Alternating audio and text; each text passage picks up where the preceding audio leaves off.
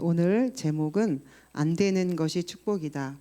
제가 화요제자 가서 이 말씀을 딱 듣는데 전달해야 되겠다. 이건 혼자 하면 안 되는 메시지다. 이렇게 생각하고 화요제자 갔다 온 날부터 알고 있는 모든 사람에게 수도 없이 전달하고 또 전달하고 이제 오늘이 또 이제 여러분 앞에서 또 전달하게 돼서 너무너무 감사합니다. 안 되는 것이 축복이다.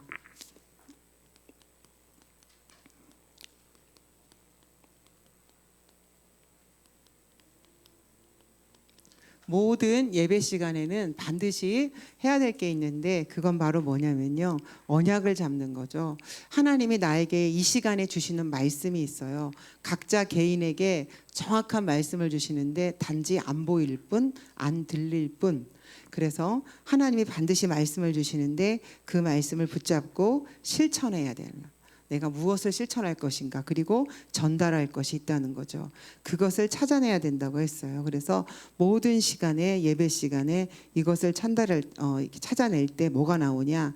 내 몸에 눈에 안 보이는 뭐가 만들어지는데 이걸 보고 우리는 망대가 만들어지는 거예요. 그래서 망대가 만들어진다는 것은 이제 성삼위 하나님이 내 안에 망대가 되어주시는 건데, 구체적으로 적용하면 모든 예배 시간마다 하나님은 나에게 주실 언약을 주셔요. 난 이번 주부터 새벽 기도할래 라고 할 수도 있고, 나는 이번 주부터 하루에 한 번씩 뭘 해야 되겠다 라든지, 이번 주간에 손님 오는데 그 손님 올 때 나 복음 전해야지 하는 그런 부분들이 있을 겁니다. 그래서 그 언약을 잡고 이제 그것을 실천하고 전달할 부분을 우리가 할 때 그것이 바로 무엇이 되느냐, 이런 것들이 되어질 때 내 안에 이제 망대가 세워지는데요.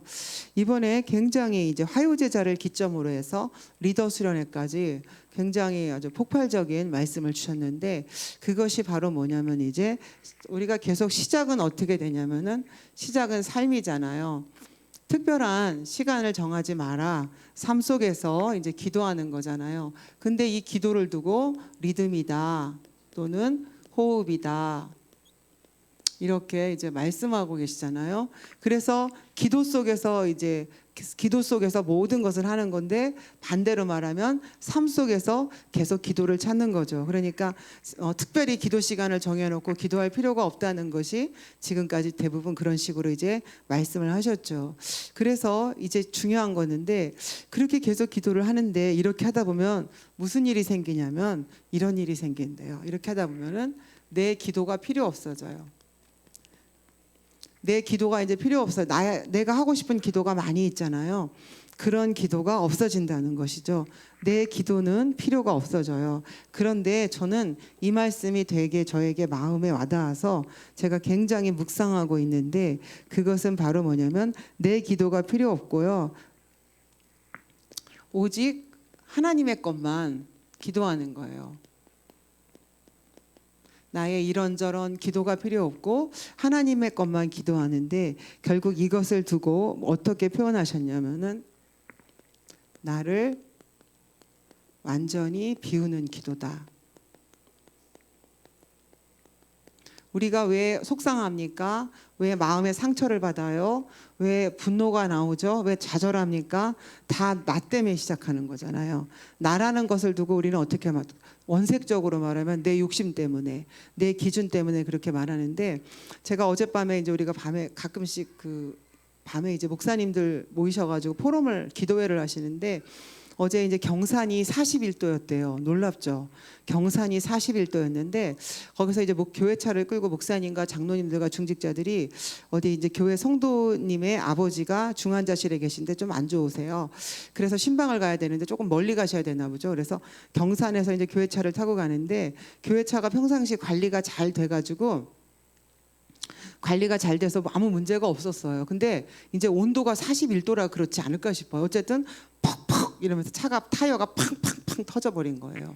터져가지고 이제 길 옆에 섰는데 애니카를 이제 불렀어요. 그랬더니 어제 날씨가 너무 더워가지고 여기저기서 고속도로에서 애니카를 너무 많이 불러가지고 바로 못 가요.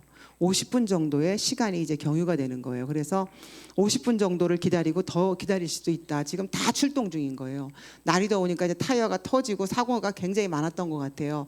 그래서 이제 50분 정도 기다려야 되는 그런 사건을 이제 만나게 됐어요. 그런 사건을 이제 만나게 됐는데 이제 목사님이 보니까 목사님이 이제 말씀하시는데 저는 그 포럼을 듣고 너무 나를 보는 것 같아서 평상시 무지하게 똑똑한 척하는 저를 보는 것 같아서 되게 부끄러웠는데 이제 한 장로님이 목사님 지금 온도가 이렇고 시간이 이렇고 경험이 어떻고 해서 우리는 누구 집사를 오라고 그래서 다시 돌아가야 되겠습니다. 우리가 여기서 1시간 이상 기다렸다가 그 먼 데까지 갔다 오기에는 내일은 주일이고 몸이 너무 피곤하고 힘들고 날은 뜨겁고 어때요? 경험, 지식, 내 생각 다 들어가 있죠. 그래서 우리가 누구 집사를 오라고 그래서 다시 돌아가는 게 좋겠다. 그렇게도 이제 어떤 분이 말하고 또 어떤 분도 또 이제 막 여러 가지 돌아가야 되는 이유에 대해서 이제 지식적으로, 과학적으로, 의학적으로, 논리적으로, 합리적으로 다 이야기를 했대요. 근데 목사님이 하나님의 계획은 어디 있을까요?라고 말하는 분은 한 사람도 없더라. 근데 목사님 너무 뜨거워서 가고 싶다 이런 마음이 들으셨대요. 이런 것 속에서 날씨는 더워 뜨겁고 막 바닥에서는 열이 무지하게 올라오고 41도였대요. 경산이 그렇게 41.5도였는데 그렇게 더운 날씨 속에서 차는 터져서 문제가 있지, 그늘은 없지, 50분 이상 기다려야 된다지, 성경책을 다 햇빛 마개로 다 이렇게 들고서 어떡하냐 이랬을 때 과학적인 거, 지식적인 거, 의학적인 거, 지금까지 경험, 합리적인 생각들을 다 말하면서 돌아가자. 누구 집사한테 전화 오면 바로 온다. 그 집사가 또 봉고차가 있어요. 그래서 이제 토요일이니까 근무를 안 하니까 오라고 하면 바로 오니까 바로 집으로 가자. 내일 주일이라 이렇게 고생하면 안 된다는 이야기를 5분이 각자 자기의 기준에 맞춰서 다 이야기를 했을 때 목사님께서 아무도 왜 이런 일에 하나님의 계획이 무엇인가, 하나님이 왜 이 일을 허락하셨는가를 물어보는 사람이 없어서 목사님이 내가 그렇게 기도해서 말했구만. 우리 장로님들이 기도가 안 되는구나. 아무도 그걸 확인하셨대요. 우리 장로님들이 아무도 기도가 안 되고 있구나. 그러니까 이렇게 뜨거운 땡볕에 쓰니까 다 자기가 배운 경험을 말하고 상식을 말하고 지식을 말하고 논리를 말하고 이론을 말하는구나. 이 양반들이 기도가 아무도 안 되고 있구나. 주여 회개합니다. 그렇게 말씀하셨는데 꼭 제 얘기를 하는 것 같더라고요. 그래서 보세요. 우리가 삶을 통해서 기도가 되어지면 그 기도가 리듬이 되도록 호흡이 되도록 그렇게 되면 내 기도가 필요 없는 거예요. 하나님의 것만 찾게 되는데 이때 나를 완전히 비우는 기도가 되어지는 거죠. 이런 일이 생겼네. 하나님의 무슨 계획일까?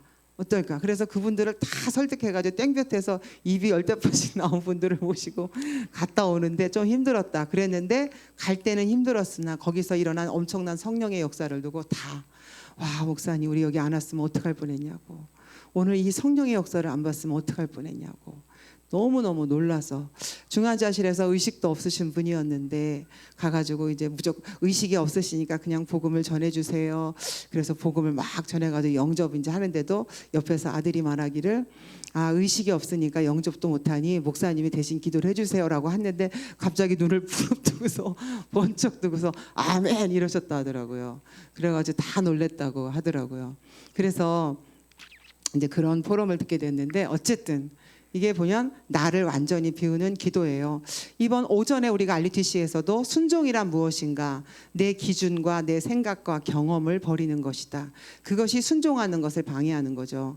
자꾸 논리를 따지고 상식을 따지고 그런 것들이 이제 순종하는 것을 방해하는 것이죠. 내 생각에는, 내 건강에는, 나의 이런 수준에는 자꾸 그런 것을 가지는 것이 순종하는 것을 방해하는 것인데요.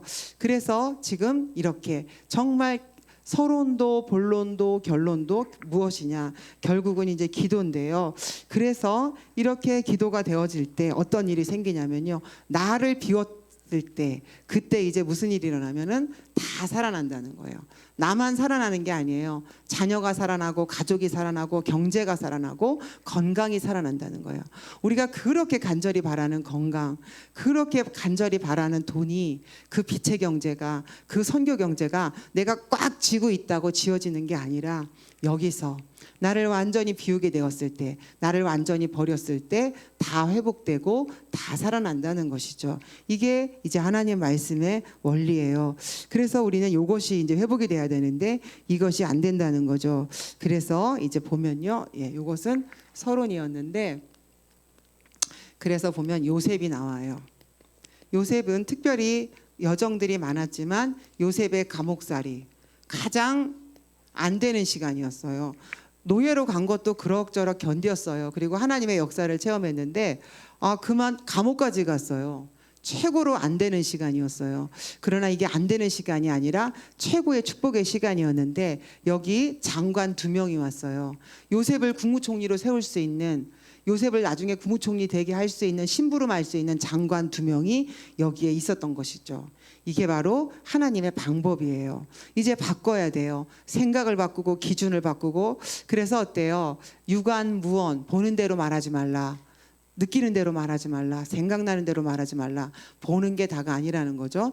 자, 요셉의 감옥살이가 가장 안 되는 시간이었어요. 그런데 거기가 오히려 축복의 시간이었다는 것이죠. 그리고 두 번째는 누가 있냐면은 모세의 미디안이죠. 모세의 미디안 40년인데 이 모세의 미디안 40년을 두고 어떻게 말씀하셨냐면, 이때 애굽은 강대국이에요. 지금 모세가 사람 죽이고 나갔잖아요. 병력을 동원하면 얼마든지 찾을 수 있다는 거예요. 미디안에 숨은 거 얼마든지 찾을 수 있고 모세도 그걸 안다는 거죠. 모세도 나는 살인자하고 지금 도망와 있어요. 그런데 애굽의 군대가 나를 찾고자 하면 내가 바로 들킬 수밖에 없다는 것을 모세도 알고 있다는 것이죠. 그 모세가 40년 동안 미디안에서 이드로 밑에서 양을 치면서 있었는데 여기서 무엇을 기록했냐면 창세기를 기록했어요. 창세기에는 인간의 모든 문제의 원인과 답이 정확하게 있죠. 완전 복음서죠. 그래서 창세기를 기록했다는 것 하나만으로도 이 사람은 모든 은혜를 다 받았다는 거죠. 겉으로 보면 광야에 있었어요. 척박하고, 왕궁에 있었을 때는 좋은 음식과 좋은 옷과 이부자리도 좋고 다 좋았어요. 그러나 요셉의 모세의 미디안 40년은 굉장히, 근데 여기서 모든 은혜를 다 받았어요. 모든 응답을 다 받았어요. 저는 조금 이해가 안 갔거든요. 이상하다. 모세가 40년 동안 시험 들어 있었는데 어느 날 하나님이 모세하고 떨기나무 밑에서 나타나신 줄 알았어요. 그게 아니었어요. 그게 보세요. 미디안 40년 동안 드러나지 않았지만 모세가 모든 은혜를 다 받고 있고 그 시간표가 되었을 때 하나님이 모세에게 찾아오신 거예요. 지금 여러분에게는 똑같은 시간이에요. 되어지는 게 없어요. 이 시간들이, 여러분이 최고의 은혜 받는 시간들이 쌓이고 쌓이고 쌓이고 쌓여져야 하나님이 어느 날 찾아온다니까요. 우리는 그걸 체험해야 돼요. 그래야 진짜 보은 지역 복음화할 수 있고 가정과 가문을 살릴 수 있는데, 우리는 이 안 되는 시간을 이기지를 못해요. 안 되는 것, 안 되는 시간, 안 되는 시간. 이 시간을 우리는 이기지를 못하고 자포자기하잖아요. 인본주의를 가지고 이렇게 하면 돼, 어쩔 수 없이 하고 농담으로 여길 수가 있어요. 그런데 그게 아니에요. 하나님은 이 안 되는 시간을 통해서 어마어마한 축복을 준비하고 계셔요. 지금 우리는 축복인데 제가 하나님께 계속 말씀드렸거든요. 하나님, 나이가 너무 많이 들어서 한계가 좀 있는 것 같습니다. 이렇게 또 말씀을 드리고요. 밤에 기도할 때 10년만 젊었으면 좀 나았을까 이런 생각을 또 해보고요. 그래서 하나님께 계속 그 말씀을 하나님께 여쭤봤어요. 그러면서 밤만 되니까 이게 신체적인 한계가 느껴질 때가 많고, 이게 이러다가 갑자기 쓰러지는 건 아닐까, 이런 불신앙도 하게 됐을 때 하나님께서 답을 주셨어요. 야, 내가 모세를 40세 때 부를 수도 있었어. 왜 80세 때 불렀는 줄 알아? 모세가 미디안 40년 동안 모든 은혜를 받고 80세 때, 지팡이가 필요한 80세 때 모세가 나왔는데, 구약 성경에서 보좌의 축복을 가장 많이 누린 사람이 누굽니까? 모세예요. 모세. 낮에는 구름 기둥이, 밤에는 불 기둥이, 만나가 내려지고 홍해가 갈라지고 요단강이 갈라지고 반석을 치니 물이 나오고, 이렇게 엄청난 보좌의 축복을 가장 많이 누린 사람이 모세인 거예요. 그러니까 우리가 지금 안 되고 한계를 느끼고 이러고 있는 이 시간이 사실은 굉장한 시간이라는 거예요. 응답도 없는 것 같아요. 나이도 많아요. 왜 이렇게 피곤하고 돈은 없고 자식들은 말도 안 듣고 뜻대로 되는 것도 없고 아무것도 안 되는 것 같은데 그 시간이 무슨 시간이냐? 축복의 시간이라는 거예요.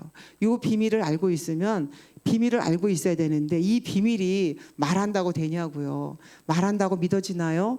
이게 돼야 믿어지죠. 백날 얘기해봐. 여러분이 이 시간에 아멘 하면 아무리 해도 안 믿어질걸요. 이게 되어져야 이게 보이는 것이죠. 보이는 것. 그래서 믿음은 바라는 것들의 실상이요 보지 못하는 것들의 증거니. 그래서 눈에 보이지 않는데 그 증거를 체험할 수 있고, 그 다음에 세 번째는 누구를 예를 들어 주셨냐면 사무엘인데, 사무엘의 말이 하나도 땅에 떨어지지 아니하였더라. 근데 사무엘의 여정을 보면 이제 사무엘이 제사장이 된 초기에 무슨 일이 생겨요? 언약궤를 빼앗겨 버리잖아요. 블레셋의 침공을 받는 그런 어려운 시기가 오게 되죠. 그렇지만 사무엘은 거기에서 사무엘의 말이 하나도 땅에 떨어지지 아니하였다. 또 그 어려운 중에 이제 미스바 운동이라는 그 응답을 통해서 결국은 어때요? 다윗이라는 엄청난 제자를 세우고 언약을 전달하잖아요. 만약에 사무엘이 다윗을 만나서 기름을 부으고 다윗에게 그 언약을 전달하지 않았다면 다윗은 아마도 하나님과 방향이 틀릴 수도 있어요. 근데 하나님은 다윗을 두고 너는 내 마음에 합한 자라고 그랬어요. 솔로몬이 엄청난 우상 숭배를 했는데 그의 종 다윗을 생각하사 솔로몬 때에 벌하지 않으시고 그 다음 해에 벌하셨다. 하나님이 다윗을 생각하셨다. 다윗을 마음에 두셨다. 저는 내 마음에 합한 자다 라고 말하고 계시죠. 그만큼 언약이 통하는 거죠. 사무엘의 가장 큰 응답은 무엇입니까? 다윗이라는 거죠. 다윗. 하나님이 찾아가게 하신 거고요. 그 다음에 또 누가 있냐면 또 안 되는 사람, 도망간 엘리야.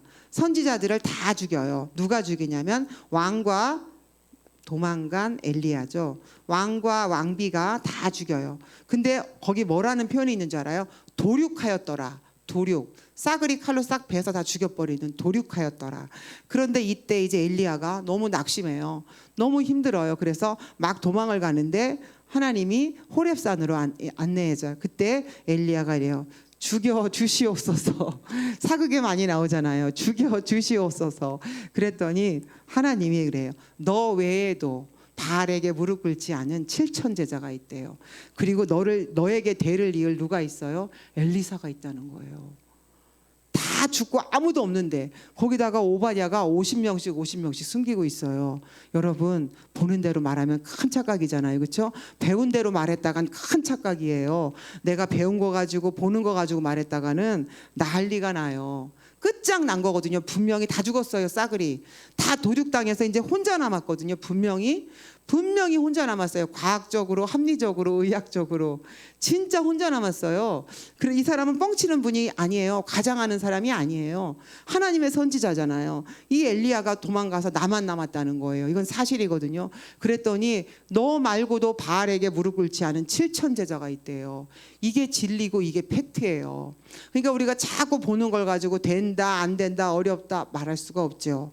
7천 제자가 더 재밌는 거 엘리사가 기다리고 있어요. 소를 가지고 소를 갈다가 이 엘리야가 옷자락을 휙 던지니까요. 엘리사가 갑자기 소를 딱 멈추더니요. 그 이양기 그런 거 그거 있잖아요. 쟁긴가 다 태워버리고 소를 잡아가지고 대접하고 따라오잖아요. 그런 제자가 기다리고 있죠. 안 되는 시간.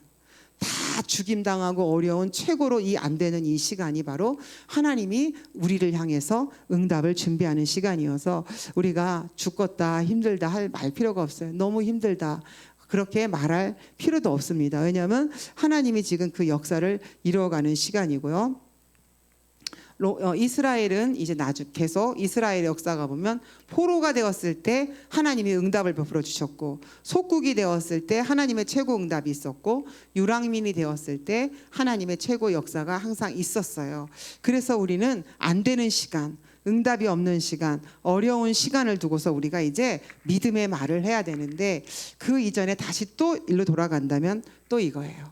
삶을 가지고 기도하는 거예요. 이제 눈 뜨면 성삼위 하나님이 탁 나와야 되는 거예요. 그리고 우리가 목숨을 걸고 이제 하루에 한 번 이상은 반드시 뭐 해야 되냐? 말씀을 묵상해야 돼요. 오전의 말씀, 오후의 말씀을 성경책을 꼭 읽어봐야 돼요. 읽어보고 그 말씀은 뭔지 아세요? 이 말씀은 어떤 말씀이냐? 오전에 고린도후서 4장 왜 사람이 마땅히 하나님이 마땅히 우리를 나의 일꾼이야라고 여기면 좋겠는데 사람이 하나님이가 아니라 사람이 마땅히 우리를 그리스도의 일꾼으로 여긴다는 거죠. 하나님과 함께 일하는 자로 여긴다는 거예요. 하나님이 여기는 게 아니라 사람이.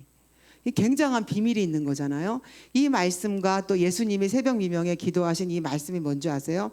이제 한 주간 내일부터 월요일인데 월요일부터 토요일까지 우리 살아보지 않았잖아요. 이제 이런저런 일이 막 생기겠죠. 크고 작은 일들이 생기죠. 그 일에 대한 답인 거예요. 하나님이 내가 할 일을 너에게 숨기겠느냐? 라고 말씀하시면서 아브라함에게 내년 이맘때에 너에게 아들이 있을 거야 라고 말씀하셨죠. 똑같아요. 여러분에게 내년 이맘때에 이번 주간에 너에게 아들이 있을 거야 라고 지금 하시는 말씀이에요. 오전과 오후의 말씀이 하나님이 하실 일을 지금 미리 오전에는 목사님을 통해서 오후에는 저를 통해서 한 주간을 두고 하실 일을 지금 얘기하고 계신 거예요. 근데 졸면 어떻게 해요? 안 되잖아요. 안 졸아도 안 들리는 판에 졸면 다 망치는 거죠. 그렇죠? 하나님이 한 주간에 하실 일을 지금 얘기하시는 거예요. 목사님을 통해서 또 부족한 저를 통해서 하나님이 말씀하고 계셔요. 그래서 우리는 이게 필요해요. 이 기도가 필요해요. 기도하지 않으면 아무것도 할 수 없어요. 한계를 이길 수 없고 아무것도 이길 수 없어요. 그래서 이 기도를 통해서 이제 어떻게 돼요? 계속 기도가 이제 어떻게 돼야 되냐? 행복하다, 기도가 평안하다, 기도가 기쁘다, 또 힘을 얻는 시간이고 답을 얻는 시간이고 치유되는 시간이고 회복되는 시간이다라는 생각이 우리에게 있어야 되죠. 그래서 여기 이제 본론에 보시면은 이렇게 되어질 때, 이제 서론이 되어질 때, 이 기도가 이렇게 되어질 때 이제 우리에게 어떤 응답이 오냐면 이제 절대 가능이 보인다는 거죠. 하나님의 계획이 보이는 거. 여기서 하나님의 계획이 보이는데 어떤 하나님의 계획이 보냐면 보세요. 이때부터 이게 되어질 때부터 이제 절대 가능이 보여. 안 되어지는데 절대 가능이 보이는 거죠. 절대 가능이 보이는 거예요. 절대 가능이 보이면서 이제 우리가 가능이 보이면 우리가 어떻게 해요? 도전하잖아요. 재도전, 새롭게 시작하는 거예요. 우리는 계속 도전이 필요해요. 새로 시작되는 거죠. 이렇게 될 때 운명이 바뀐다. 어렵고 힘든, 우리가 다 누구 닮았어요? 부모님 닮았잖아요. 저도 저희 엄마를 굉장히 많이 닮았어요. 건강도 굉장히 많이 닮았어요. 엄마가 안 좋은 부분도 저도 안 좋고요. 엄마가 좋은 부분 저 좋더라고요. 되게 엄마를 많이 닮았다 이런 생각이 드는데 우리가 이제 재도전하는 거예요. 이게 되어지면 재도전이 되어질 수 있는데 이것이 바로 뭐냐면 이제 성경에 보니까 또 증인들이 있어요. 사도행전 9장 1절에서 15절이죠. 바로 누구냐면은 사도 바울이에요. 그래서 이 사도 바울이 가장 중요한 게 뭐냐면 그리스도 앞에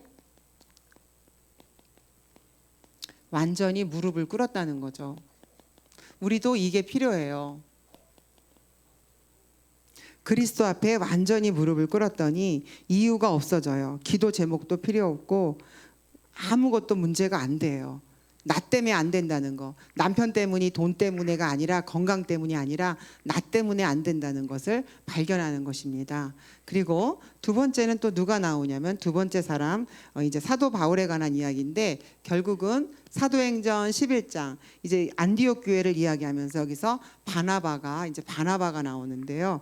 바나바가 결국은 뭐예요? 이제 사도 바울을 찾아와서 그리스도께서 하신 일을 설명하면서 바나바가 여기서 이제 무릎을 꿇게 되죠. 그래서 사도 바울이 등장을 딱 해요. 그런데 제자들이 수용을 하지 못하고 사도 바울이 충격을 받아가지고 막 계속 복음을 전하니까 사람들이 막 핍박을 시작했어요. 그래서 광주리에 사도 바울을 달아가지고 성 밖으로 내서 너는 다시 너의 고향으로 가 있어라. 그래서 거기서 이제 기도하고 있는 차에 바나바가 사도 바울을 데리고 와서 또 설명을 해요. 그리스도께서 무슨 일을 하셨는지 그 그리스도께서 하신 일을 설명하면서 결국은 이제 지구상 최초의 선교사로 파송이 되는 거예요. 그래서 드디어 이제 운명이 바뀐 거죠. 이때에는 신학자요, 핍박자요, 회방자였는데 이제 이 바울이 완전 하나님이 쓰시는 선교사, 사도로 바뀌게 되는 역사를 누리게 됩니다. 그래서 우리가 재도전하는 거예요. 그래서 재도전이라는 것은 가능이 보이니까 도전하는 거예요. 제가 별건 아니지만 모든 삶의 순간순간에 옛날에는 막 몸부림쳤어요. 제발 이거였으면 좋겠다라고 몸부림치면서 제발 요렇게 되라, 제발 요렇게 되라, 제발 요렇게 되라 그랬거든요. 항상. 그랬는데 언제부턴가 바뀌었어요. 먼저 사인이 보여요. 아, 되겠구나. 또 되겠구나. 되겠구나가 먼저 사인이 보이는데 그것은 절대 가능이 보이는 거예요. 그래서 계속 운명을 바꾸는 거예요. 저의 운명을 계속 바꿔가는 거예요. 계속 바꿔가고 그러다 보니 어떻게 해요? 제가 계속 도전하는 거예요. 그래서 제가 마음편한 병원에서 항상 하는 이야기가 있는데 환우분들이 거의 못 알아들을 거라는 생각이 드는데 제가 맨날 그 얘기예요. 지금까지 살아온 내 인생에서 지금 나는 가장 은혜를 많이 받고 있다. 지금 나는 가장 강하다. 지금 나는 가장 행복하다. 말하고 있어요. 나는 20대로 돌아가고 싶지 않고 10대로 돌아가고 싶지 않아요. 지금의 나는 가장 강하고 가장 은혜를 많이 받고 있고 가장 많은 일을 하고 있고 하나님의 은혜를 또 하나님의 긍휼하심을 하나님의 역사를 가장 많이 보고 있다. 이렇게 늘 생각하고 그렇게 고백하고 있거든요. 그러면서 계속 도전하는 거예요. 그런데 목사님 말씀을 들으면서 내가 전달해야 되겠다고 생각한 것이 뭐냐면요. 내가 도전해야 되겠다라고 이제 말은 하지만 우리의 삶이 아마도 장로님들도 여기 계신 사역자분들도 그러시지 않을까 싶어요. 말씀을 묵상하면 이미 우리가 이렇게 하고 있어요. 맨날. 작년까지 상상하지도 못했던 일을 하고 있어요. 한 달 전까지 상상하지도 못하던 일을 하고 있고요. 내가 하여튼간 지금 말하기가 참 미안하지만 하여튼간 상상할 수 없는 일들을 제가 하고 있다니까요. 상식적이지 상식을 초월해서 무엇을 초월해서 제가 진짜 상상하지 못하는 막 내가 어쩌다가 제가 이랬어요. 내가 어쩌다가 이렇게 다락방하고 있는데 사람들의 임종 예배를 계속 드리고 있는가 상상할 수도 없어요. 근데 저는 임종 예배를 내가 드릴 거 이미 제 마음에 저분이 임종 예배 드릴 때 그 목사님이 멀리 오시니까 나한테 부탁하겠구나. 벌써 그게 보여요. 제가 할 수 있는 게 보여요. 보이니까 제가 준비하잖아요. 저 가족들이 모였을 때 교회를 안 다니고 있는데 어떻게 해야 되는가. 막 여러 가지가 보이고 계속. 그래서 저의 운명이 제가 작년까지 살았던 걸 점점 살면서 제가 나이가 들으니까 점점 소멸돼야 되잖아요. 소멸되는 게 아니에요. 점점 나아지는 거예요. 맞네? 계속 도전하고 있네? 나날이 좋아져요. 나날이 상승하고 있어요. 나날이 올라가고 있어요. 이상하다. 이래 됐네? 그러면 다 그렇겠구나. 나만 그런 게 아니라 교회 전체가 나날이 소멸하고 상실하고 서그라드는 게 아니라 계속 좋아지고 있겠구나. 본인들은 모르지만 계속 도전하고 있겠구나. 상상하지도 못했던 꿈도 못 꿨던 일들을 계속 해나가는 거죠. 하려고 하지 않았는데 하나님이 은혜를 줘서 하고 있는 것인데요. 자, 그래서 도전이 되어진다. 도전해라가 아니에요. 하나님이 도전하게끔 하신다는 거예요. 한번 곰곰이 생각해 보세요. 곰곰이. 놀랍다니까요. 놀라워요. 그렇게 되면 무슨 일이 생기냐. 도전하게 되면 재창조. 우리는 어느 현장이든 재창조가 필요하죠. 바로 여기서 재창조를 두고서는 이제 우리가 성경에서는 고린도후서 5장 17절 말씀을 하고 있지만 실상으로는 우리가 이것을 가지고 이제 어떻게 하느냐. 바로 이제 하나님이 주신 미션이 각인된 것이다. 이렇게 말씀해 주셨어요.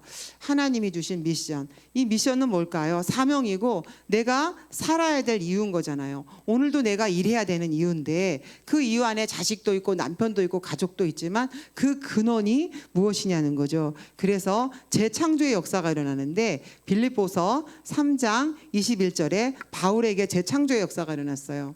내가 가지고 있는 모든 배경, 어마어마한 그 배경이 뭐냐? 해로 여긴다. 그리스도를 알고 나니 이게 다 해롭다. 그리고 배설물과 같다는 거죠. 이것들, 이 냄새나는 것들 때문에, 이 더러운 것들 때문에, 이것 때문에 내가 그리스도를 모를 뻔했다. 이것들 때문에 내가 어떻게 될까요? 내가 진짜 어렵게 될 뻔했다. 오직 3장 20절 만물을 복종케 하는 그리스도, 그분이 최고 지식인 거죠. 만물을 복종케 하는 이름. 만물은 뭐예요? 개도 복종해야 돼요. 여러분 모든 것이 복종해야 돼요. 만물을 복종하는 그 이름 예수 그리스도, 그분이 내 안에 계셔요. 그분이 내 안에 계셔요. 나와 항상 함께 계셔요. 우리가 진짜 이것을 24시 깨닫는다면 참 얼마나 행복할까요? 그것이 바로 구원인데요. 그래서 이 만물을 복종케 하는 그 이름 때문에 너무 더러운 거예요. 너무 위험해. 너무 지저분해. 근데 이런 걸 가지고 우리가 자꾸 따지고 이것 때문에 은혜를 놓치게 되는 것이죠. 그러면서 재창조의 역사가 이렇게 일어나면서 바로 무엇을 알게 되었냐면 이제 해야 될 것은 한 가지인데, 에베소 6장 10절에서 20절이죠. 바로 흑암과의 싸움이에요. 계속 영적 싸움을 해야 되는 거지 사람과 싸우는 게 아니에요. 계속 영적 싸움을 해야 되는 것이죠. 계속 영적 싸움을 하면서 재창조는 결국 또 다시 기도 속으로, 고린도후서 12장 1절에서 16절인데요. 이 부분이 바로 뭐죠? 이제 바울이 했던 깊은 기도인데 어떻게 됐냐면, 이렇게 복음 전하고 이렇게 역사를 이뤘으면 어떻게 해야 돼요? 하나님이 질병쯤은 해결해 주셔야 되잖아요. 그런데 이 사도 바울이 기도를 하는데 이제 신학적으로 뭐 기록적으로 보면 안질, 눈병이 심했다, 아니면 또 간질, 그래서 메시지를 하는데 너무 방해가 돼요. 그래서 하나님께 이것을 고쳐달라고 3번 간절히 기도했는데 내가 몸 안에 있었는지 몸 밖에 있었는지 알 수가 없다. 그런데 그리스도는 아시거니와 라고 말하고 있어요. 그런데 이 깊은 기도로 인해서 바울은 어떤 사람이 되었냐? 물론 하나님의 은혜에 만족한 것을 알게 되었지만 치유 사역을 할 수가 있는 증인이 됐어요. 자기가 가지고 있는 질병을 가지고 치유 사역을 할 수 있는 그런 증인의 응답도 누리게 되었던 거죠. 그래서 이제 우리는 어떤 시간에 기도하자, 맞아요. 새벽 기도 나오자, 맞아요. 철야 기도하자, 맞아요. 가장 중요한 건 언제인 줄 아세요? 지금이에요. 지금 기도하고 있어야 돼요. 이게 어마무시한 비밀이에요. 이거를 모르고 예배 시간 시컨 졸고 저녁 때 기도 시간에 나오고, 예배 시간에 하루 종일 주고 새벽 기도 나오고, 글쎄요, 저는 잘 모르겠어요, 의미를. 기도는 언제 하냐? 지금 하는 거예요. 밥 먹으면서도 할 수 있잖아요. 밥 먹으면서도 얘기하면서도 할 수 있어요. 목사님도 말씀하셨잖아요. TV 보면서 한다고. 저는요, 소망이 아빠가 의아했을 거예요. 저 TV 보다가 막 울어요. 그러면은 저 텔레비전을 보고 우나 할 거예요. 그게 아니에요. 밥 먹으면서 TV를 보면서 울거든요. 너무 감사해가지고요. 그래서 눈물이 나와요. 그러면 이제 옆에서 영장님은 아이고 뭐 저기 뭐 너무 불쌍해, 그 동행이라는 그 프로그램에서 애들이 너무 불쌍해가지고 우는가 보다 하지만요, 그게 아니에요. TV는 TV대로 보면서 밥은 밥대로 먹으면서 눈물이 나와요. 그래가지고 또 눈물이 너무 많이 나면 이제 방에 들어가서 훌쩍훌쩍 좀 닦다 오거든요. 근데 이건 고통이 아니에요. 그래서 다 할 수 있는 거더라고요. 이야기하면서 밥 먹으면서 계속. 그래서 기도는 언제 하냐? 지금 하는 거예요. 지금이 최고의 시간이에요. 집에 가서 해야지. 나 오늘 밤에 숙제 다 해놓고 기도하리라. 아유, 그건 아니에요. 그건 아니고 지금 하는 거예요. 지금 요 시간에 기도할 때가 가장 중요한 시간이고, 요 시간에 하나님께서 이제 역사하시는 거거든요. 그래서 저는 아까 오전에 목사님께서 그거 그림 그리고 말씀하실 때, 하나님 저게 무슨 의미입니까? 우리 교회 역사를 두고 RUTC를 두고 또 목사님의 생애를 두고 보은지역 복음화를 두고 237 나라 5천 종족을 두고 저 목사님의 저 여정이, 과거에 목사님께서 하셨던 저 간증과 저 이야기가 어떠한 의미가 있습니까? 목사님에게는 저런 의미가 있다면 그러면 목사님의 뒤를 잇는 저에게는 저게 무슨 의미입니까? 내가 저것을 두고 어떻게 메시지를 정립하고 저것을 가지고 내가 어떻게 이만희 동네를 복음화하고 보은지역 복음화할 수 있을까요? 저 의미가 무엇입니까? 라고 기도했어요. 계속 기도하면서 여쭤보면서 말씀을 들었어요. 그게 중요한 거죠. 집에 가서 하는 기도, 집에 가서 안 하는 것보다 훨씬 낫죠. 그래서 여러분, 아유, 집에 가서 한 거 다 멸장 헛일이래 할 필요 없어, 이러면 큰일 나는 거죠. 그게 아니라요. 그래서 이렇게 사도 바울처럼 모든 순간순간에 기도의 비밀이 있었는데, 이제 가장 중요한 3번이에요. 재생산이에요. 저만 간신히 교회 다니면 안 되는데, 제가 어느 날 생각했어요. 제가 보니까 20년 전만 해도 우리가 혼자 오지 않았는데 이제 데리고 올 사람이 없어서 혼자 와야 돼요. 지금은 수요일 날도 혼자 온 적이 한 번도 없었는데, 오천으로 갔다가 소요로 갔다가 막 온 천지를 돌아다니다 왔는데, 어느 날부턴가 이제 데리고 올 사람이 없어서 혼자 와야 되더라고요. 그러다 보니까 혼자도 늦게 와요. 그렇죠? 전에는 제가 막 생각이 났거든요. 방화실에 가가지고 이부선 집사님 막 어르신들 잔뜩 타면요, 어르신들이 막 이제 내려올 때 막 예배를 이제 저기 수요일 날 차량 운행할 때 막 내려오면은 강길에 사료 산다, 콩나물 산다 하면 제가 삐져갖고 입이 열댓발이 나오기도 하고, 아이고 차량 운행도 또 차문을 또 못 여셔요, 차문을.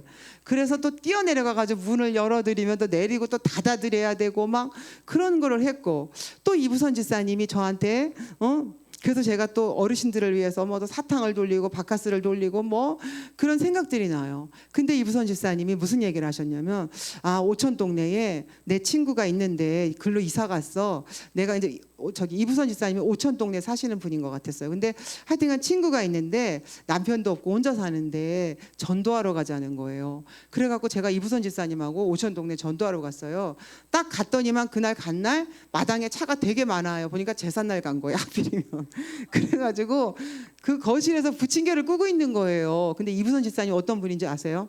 내가 이거 얘기하려고 지금 안 잊어버리려고 써놨어요. 제가 어제 찾아낸 거거든요. 그래서 내가 아이고야, 제삿날인데 며느리 자식들 다 왔는가 봐요. 차가 무려 2대가 있어요. 그러거나 말거나 들어가셔서 이제 문을 열고 들어갔는데 거실에서 전기 후라이팬 놓고 막 이제 제사 때 그 먹는 전 있잖아요. 그런 전을 막 붙이고 있는데 그 이제 친구분이 오셔서 어쩐 일이야 그러더니 이렇게 말하시. 제가 그대로 전달할게요. 지랄마 빨리 와 이래가지고 방으로 갔어요. 방으로 가가지고 이부선 집사님이 분명히 문 앞에 딱 섰어요. 가만히 앉아서 들어, 시키는 대로 다야. 그러고서 문을 딱 막고 이렇게 서 계셨어요, 이부선 집사님이. 그래갖고 제가 복음을 전해가지고 영접을 하셨는데요. 이제 다락방을 또 얘기를 해야 된단 말이에요. 다락방을 얘기하려고 하는데 며느리가 똑똑똑 두드려서 그러니까 이제 문 열어도 되겠네 하고서 이제 며느리가 와가지고 음식을 갖고 와서 따끔하게 한마디 하는 거예요. 다른 날도 아니고 평일날, 제삿날, 아버님 제삿날 와가지고 이런 말을 하면 되냐고 그 며느리가 따끔 말을 하고 나갔어요. 그랬더니 이부선 집사님 분명히 말했어요. 개소리 듣지 말라고. 그랬어요. 분명히 그러셨어요. 그런 분이셨어요, 이부선 집사님이. 새까맣게 그 말년의 그 모습만 생각하고 있었고, 좀 말년에 좀 힘이 없으신 그 모습만 생각하잖아요. 제가 진짜 저희 교회가 보통 교회가 아니에요. 양순우 권사님 모시고 온 천지를 전도하러 다니고, 김점열 권사님 모시고 온 천지를 전도하러 다니고, 제가 글쎄 그렇게 살았더라고요. 그러니까 우리 돌아가신 어르신들이 보통 분들이에요. 또 이제 누리하고 다솜이를 그 다락방을 한다 갔는데, 또 그 정금승 권사 또 누구 전도하러 가야 된다 해가지고 거기 가서 또 욕을 먹으면서 전도를 하고 조용히 하락하고 막 이런 일들이, 저희 교회가 이런 교회더라고요. 그러니까 옛날에는 저희가 그렇게 살았거든요. 혼자 오지 않았어요. 지금은 혼자도 오기도 힘들어요. 이 사람 저 사람 데리고 와야 될 사람이 너무 많았어요. 근데 지금은 나 혼자 오면서도 간신히 오고 힘들게 오잖아요. 저는 왜 얘기하냐, 재생산이에요. 이제 우리가 같이 올 사람이 있어야 돼요. 데리고 올 사람이 있어야 된단 말이에요. 왜 나 혼자만 오냐고, 이 좋은 데를. 너무 이기적이지 않아요? 너무 이기적이잖아요. 저도 혼자 하고 있어서 제가 담대하게 말하는 거예요. 저부터 고치려고요. 재생산. 이제 사람을 살려야 되잖아요. 누군가를. 혼자 오면 안 되잖아요. 같이 와야죠. 왜 혼자 오냐고요. 우리가 옛날에는 여럿이 왔는데 막 같이 모시고 왔는데, 지금 이제 이렇게 돼서 이런 부분들을 이제 그래서 재생산이 시작된다는 거예요. 재생산이 시작되는데, 이렇게 되어지면 이제 드디어 교회가, 개인과 성도와 교회가 이제 부흥하기 시작한다는 것입니다. 이렇게 이제 부흥하기 시작해서 결국은 이제 어떻게 되느냐, 계속 이제 어떤 일이 일어나냐면 결국은 이것이 바로 3캠프예요. 우리가 은연중에 다 이제 성령의 인도 받으려고 이렇게 말씀하실 때 보면은 성령의 인도에 대해서 말씀을 많이 하시대요. 말씀을 붙잡고 하시는 이야기도 많이 하시더라고요. 이거 성령의 인도는 뭐냐? 기도하면서 기다리는 거예요. 계속 기다리는 거죠. 한 사람을 놓고 두 사람을 놓고 계속 기도하면서 기도하면 무슨 일이 생기냐면은 성령의 역사가 일어나요. 성령의 역사는 뭘까요? 흑암이 꺾이는 거예요. 흑암이 꺾이고 문이 열려요. 죽어도 안 됐던 그 문이, 절대 안 될 것 같던 그 문이 열리는 것이죠. 문이 열려요. 이것이 바로 성령의 역사고요. 그 다음에 이렇게 되면 성령의 열매. 내가 제자가 되고 계속 제자를 세우게 돼요. 이제 우리 오늘 끝나면 집에 가셔서 야, 교회 나왔다가 멈춘 사람이 누구지? 예수 믿었으면 좋겠다고 하는 사람이 누구지? 한번 생각해 보시면 좋을 것 같아요. 생각해 보시고 진짜 이제 기도하는 거죠. 그러면서 그 사람들이 오기를 기다리면서 기도할 때 성령이 역사하기 시작하는 거예요. 흑암이 꺾이는 거죠. 그리고 절대 안 될 것 같던 문이 열려요. 그러면서 성령의 열매, 제자가 세워지는데, 저는 오늘 이 부분을 놓고 우리 렘넌트들한테 RUTC에서 사랑과 희락과 화평이다. 우리 마음에 계속 용서하는 마음이 생겨요. 다 사랑하고 섬기고 싶어요. 참된 기쁨이 있어요. 화평이 있습니다. 온유하고 절제하고 겸손하고, 그런 모든 성령의 9가지 열매가 내 안에 생기면서 결국은 내가 이제 절대 제자가 되고 절대 망대가 되는 것이고, 이렇게 되어질 때 이제 하나님이 찾아오시는 거죠. 그래서 제 이름을 부르시는 거예요. 제 이름을 부르셔서 제가 이제 그 인도를 받게 되는 것이죠. 그래서 우리는 계속 이제 보세요. 재도전, 재창조, 재생산이 사실은 벌써 시작됐어요. 우리가 모를 뿐이에요. 한번 찾아보세요. 우리 삶의 주변에 이미 응답은 시작됐고 우리는 그 속에 있거든요. 그것을 다 찾아내야 돼요. 다 찾아내서 이제 말씀과 접목을 시키는데, 결론은 무엇이냐면은 안 되는 행복을 찾아내라.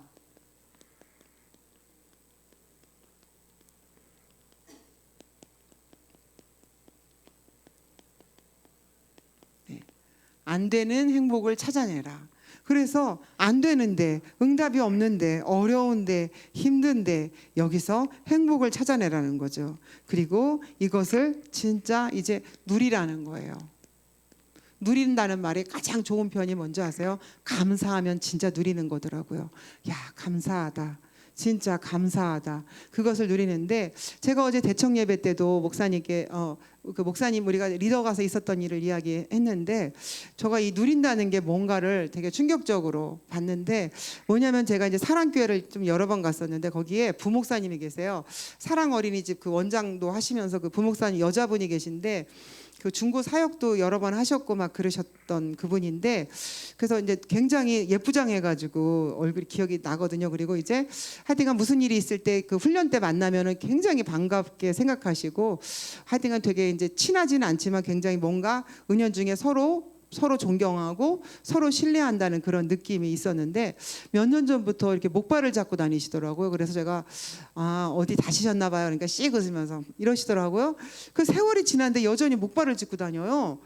이상하다. 그래도 이게 되게 오래 간다. 근데 이번에 리더 수련회 이제 지동 테라스에 앉아서 우리가 다 포럼하고 있는데 그분이 또 지나갔어요. 또 목발을 짚고 지나가니까 저희 목사님께서 잠깐 기다려보라고 쫓아가셨어요. 그러면서 이제 목사님 왜 가셨냐면은, 다리를 다쳤네, 보니까 오래됐네. 그래서 이제 삼성의료원 가서 수술을 제대로 해라. 사모님도 다리가 안 붙어서 조금 어려웠을 때 삼성의료원 가서 수술을 해가지고 다리가 이제 붙고 좋아졌으니 저 목사님한테도 그 얘기를 해야 되겠다고 그래가지고 가신 거예요. 그래가지고 쫓아가셨더니 그 목사님이 웃으면서 바지를 번쩍 들어 올렸대요. 의족을 하고 있는 거예요. 여러분 바지를 들어 올릴 용기 있어요? 목사님 저는 그게 아니고요 하고서 바지를 들어 올릴 용기가 있냐고요. 진짜 누리는 그 생각이 들더라고요. 하나님이 하셨다고 인정하는구나. 다리가 없어지고 의족을 하고 있는데, 그것도 여잔데, 그것도 젊은데, 우리 같으면 참 어떨까 싶어요. 진짜 누린다는 게 이거죠. 행복이에요. 우리는 사지 육신 멀쩡해가지고 백수를 하면 행복이라고 생각하지만 하나님의 입장에서는 안 그렇잖아요. 그렇죠? 사도 바울은 어때요? 안질인지 간질인지 계속 시달렸잖아요. 또 장애를 가지고 있는 분이 있고 귀가 안 들리는 분들이 있어요. 어떤 사람은 여러 가지 슬픔과 아픔과 그런 부분들이 있잖아요. 핸디캡이라고 할 수 있는데, 하나님이 그런 안 되는 행복을 주신 거예요. 그게 바로 안 되는 행복이에요. 진짜는 행복이에요. 안 되는 게 아니라 나한테 꼭 필요한 거예요. 이 땅에 사는 건 오래 살면 100년이에요. 근데 정신 멀쩡하게 사는 건 한 80년, 천국은 영원해요. 이 땅에서 100년 동안 사지육신 멀쩡하게 잘 먹고 잘 살고 편하게 앉아 있다가 뜨뜻한 데 누워 있고 시원한 데 누워 있고 시원한 데만 찾아다니고 살다가 천국 가가지고 고생하겠습니까? 이 땅에 사는 동안에 조금 고생스러우나 천국 가서 영원히 행복하시겠습니까? 우리가 그 생각을 해야 돼요. 진짜 안 되는 것 속에서, 없는 것 속에서, 불편함 속에서 누리는 것이죠. 누리는 거. 이것이 야 진짜 감사하다 이런 생각을 했기 때문에, 그래서 또다시 결론이 뭐냐면 이제 무엇이라고 말씀하셨냐면은 이제 세계를 움직이는 시간, 나를 변화시키는 시간, 성경에 있는 시간, 바로 이제 광야 40년의 시간, 나에게 이것을 결단하라는 거예요. 광야 40년의 시간. 그리고 두 번째는 또 다른 표현으로 뭐라고 하시냐면 엘리야의 40일. 엘리야가 40주야를 갔잖아요. 40일이잖아요. 결국 나는 죽겠어서 갔는데 하나님께서 호렙산으로 인도하셨잖아요. 또 어때요? 모세의 40년. 모세의 광야 40년. 아무것도 희망도 없고 안 되는 것 같아요. 더군다나 살인자요, 지명 수배자요, 도망자인데 이 40년의 시간을 회복하라는 거예요. 어떻게 회복하고 누리냐? 바로 예수님의 감람산으로. 예수님의 감람산 집중으로 누리라는 거거든요. 저희는 이제 누군가 나와야 돼요. 똑같이 고만고만하게 가면 안 돼요. 누구 한가는 한 사람은 미쳤다 소리를 들어야 되고 누구 한 사람은 정말 나와야 되거든요. 예배 시간에 확 튀는 사람, 하나님께 눈에 확 띄는 사람이 있어야 돼요. 교회에서 확 띄는 사람이 있어야 돼요. 순종자라고 그런 사람 말고요. 정말 그 사람의 말이, 그 사람의 모든 것이 눈에 확 띄는 사람이 있어야 되거든요. 그 한 사람이 지금 필요해요. 저희 교회에. 다 고만고만하게 똑같이 원만하게 평안하게 은혜스럽게 지혜롭게 가는 사람 말고 진짜 한 사람이 필요하거든요. 모세 같은 사람, 엘리야 같은 사람. 그래서 우리가 진짜 기도하는데 이렇게 집중하는, 그래서 이 응답을 찾아낼 때 야 진짜 요 한 사람 때문에 어때요? 바울 한 사람 때문에 세계복음화의 역사가 일어났고, 모세 한 명 때문에 출애굽의 역사가 일어났고, 사무엘 한 명 때문에 이스라엘이 전쟁이 끝났고 재앙이 끝났고 다윗이라는 엄청난 제자가 세워지게 됐습니다. 이제 우리는 결단하면 좋겠어요. 이번 또 새롭게 한 주간이 시작되는데요. 이 한 주간에 우리가 새롭게 결단하면서 정말 하나님 앞에서 지금 나의 환경과 여건과 모든 것은 이거 보세요. 지금 광야 40년의 시간이다. 엘리야의 40주, 죽이려고 달려드는 이세벨과 아왕을 피해서 호렙산을 향해서 가는 거죠. 그리고 모세의 광야 40년의 지금 시간이라는 거죠. 우리는 그 시간에 들어와 있어요. 이제 우리가 해야 될 일은 뭐냐면 바로 또다시 서론으로 돌아가는 거죠. 진짜 기도. 그래서 주장할 것도 없고 내세울 것도 없고 자랑할 것도 없어요.